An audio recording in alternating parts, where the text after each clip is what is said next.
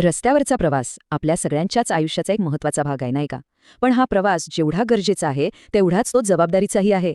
आज आपण आरटीओच्या एका खास सप्तसूत्रीबद्दल बोलणार आहोत. हे फक्त नियम नाहीत, तर आपल्या आणि आपल्या जवळच्या लोकांच्या सुरक्षेसाठीचं एक वचन आहे. चला तर मग पाहूया हे नक्की काय आहे. बघा, हे वाक्य किती महत्वाचं आहे. हा फक्त एक कायदा किंवा नियम नाहीये, तर हे एका कुटुंबाने स्वतःहून घेतलेले एक वचन आहे, एक संकल्प आहे. आणि खरं सांगायचं तर हीच वैयक्तिक जबाबदारीची भावना रस्त्यावरील सुरक्षिततेचा खरा पाया आहे. जेव्हा प्रत्येक जण असा विचार करू लागेल, तेव्हाच आपले रस्ते खऱ्या अर्थाने सुरक्षित होतील.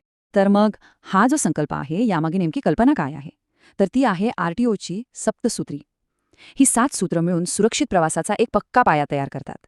चला आता आपण ही 7 सूत्र नेमकी आहे तरी काय हे सविस्तरपणे समजून घेऊया. हीच आहे ती आरटीओची सप्तसूत्री. पुन्हा एकदा सांगते, हे फक्त 7 नियम नाहीत, तर हे एक वचन आहे, एक प्रॉमिस आहे सुरक्षित प्रवासासाठी.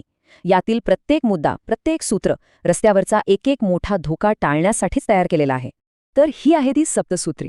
यात गाडीच्या वेगावर नियंत्रण ठेवण्यापासून ते मोबाईलचा वापर टाळण्यापर्यंत आणि दारू पिऊन गाडी न चालवण्यापासून ते हेल्मेट आणि सीट बेल्ट वापरण्यापर्यंत सगळ्या गोष्टींचा समावेश आहे. यातलं प्रत्येक सूत्र तितकंच महत्त्वाचं आहे. चला तर मग आता एक एक करून प्रत्येक नियमाचा अर्थ आणि त्यामागचा उद्देश काय आहे हे बघूया.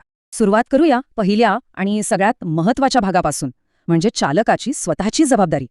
हे पहिले 3 नियम थेट चालकाच्या मानसिक स्थितीशी आणि गाडीवरच्या नियंत्रणाशी जोडलेले आहेत. कारण कोणताही अपघात टाळायचा असेल तर पहिली पायरी ही चालकाची सजगता हीच असते. पहिला आणि सगळ्यात बेसिक नियम, स्पीड. म्हणतात ना, स्पीड थ्रिल्स बट किल्स. अनियंत्रित वेग हाच रस्त्यावरचा सगळ्यात मोठा धोका आहे, आपला शत्रू आहे. जेव्हा तुमचा वेग तुमच्या नियंत्रणात असतो तेव्हाच तुम्ही अचानक समोर येणाऱ्या कोणत्याही परिस्थितीला तोंड देऊ शकता. सुरक्षित ड्रायव्हिंगचा हाच तर पाया आहे. आणि दुसरा नियम, तो तर आजच्या जगातला सगळ्यात मोठा विलन आहे, आपला मोबाईल फोन. गाडी चालवताना आपलं लक्ष दुसरीकडे खेचणारी ही सगळ्यात मोठी गोष्ट आहे. फक्त एका सेकंदासाठी जरी नजर इकडे तिकडे झाली तरी खूप मोठा अपघात होऊ शकतो. म्हणूनच हा नियम पाळणं खूप खूप महत्वाचं आहे. आणि तिसरा नियम, ह्यात तर कोणतीही तडजोड नाही, काहीच नाही. मद्यसेवन केल्यावर आपली विचार करण्याची क्षमता आणि पटकन निर्णय घेण्याची ताकद दोन्ही गोष्टी कमी होतात. त्यामुळे दारू पिऊन गाडी चालवणं म्हणजे फक्त स्वतःचाच नाही, तर रस्त्यावरच्या इतर निष्पाप लोकांचा जीव धोक्यात घालण्यासारखा आहे. बरं, हे तर झालं चालकाच्या नियंत्रणाबद्दल. आता बोलूया रस्त्यावरच्या शिस्तीबद्दल.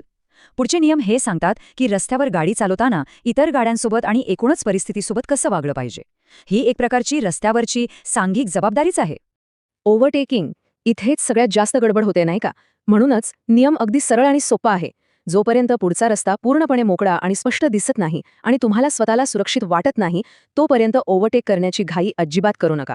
इथे संयम सगळ्यात महत्वाचा आहे.